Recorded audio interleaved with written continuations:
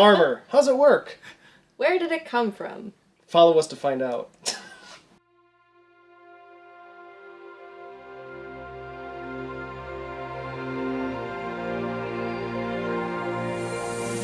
Hey everybody, welcome to our studio here, where we have a bunch of our armor laid out from the film. I'm Wade. I'm Melissa. So basically we're going to cover some of the methods we used when creating the armor, giving it character, making it feel like part of the Halo universe. Custom paint jobs, how we built it, different props that we took inspiration from the games. We have 4 trooper helmets that were used in film. They're a little beat up from being on set, some of them. This one cracked on the last day of filming. Sort of completely down the edge.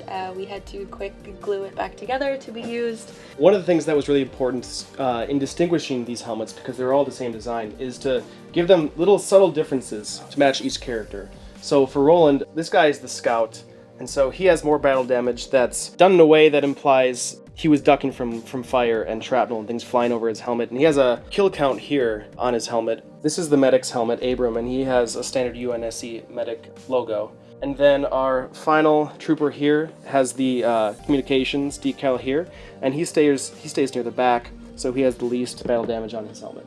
Along with the other parts of their trooper armor. And so Roland's suit is actually the one we used for the teaser. This is actually the original decaling we used back in 2012 for it, and when we were painting the suits, we realized that this one was particularly heavily damaged, and so we just reused that and gave it to Roland because he would have the most battle damage being on the front and taking a lot of scrapes from running around.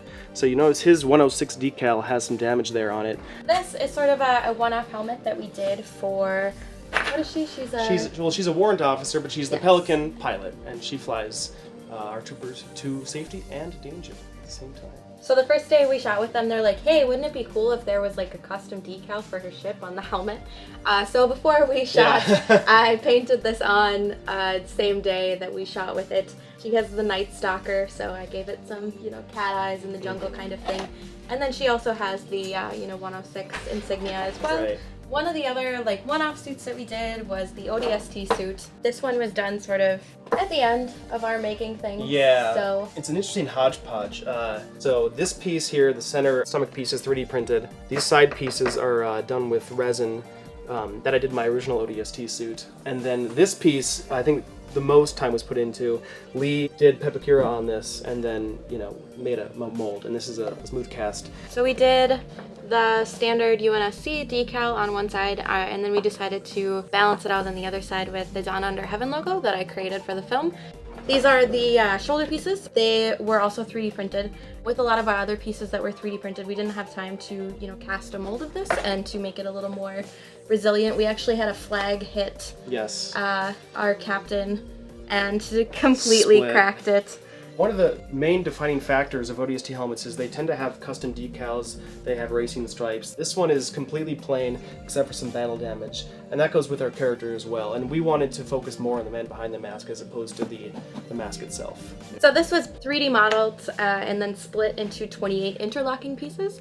And then from those pieces, we pulled a mold out of silicone and then used smooth cast to cast the helmet, which makes it quite a bit more durable. Then we vacuum formed the visor here. We made 2 versions, one clear, one polarized. Yep. It bends the light a little bit because of its curves and contours, but you can kind of see what you're doing.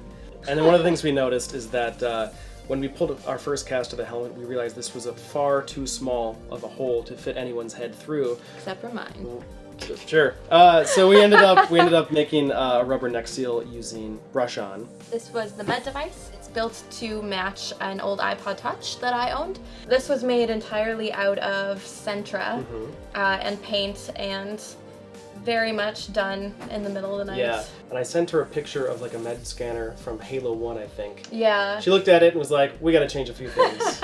It is kind of a weird design. They have a handle that came off the side. It seemed like a very awkward way to hold it, so we went with more like the 80s style PDA where it's big and chunky. Right here we have our biofoam canister, and if you've played ODST, that's where I think the first game where they actually introduce the concept of this. It's the medic in a can, basically. This is actually made the night before as well, out of a smart water bottle and then 2 Dasanis on the ends. And then the last piece that we'll talk about is our assault rifle. This is the Halo Reach assault rifle, much more angular than its predecessor, the Halo 3 assault rifle. Lee designed this 3D model and then 3D printed it, and then we made, I think, 10 different molds off of the pieces and glued them together. Yep, so like this is a piece, it all kinds of pieces together, and we made the mold separately and pulled them and then assembled them after the fact. There's not a single one, I think, that didn't break in some way. Yeah, they were holding up well at first, but over the course of filming, they were just falling apart.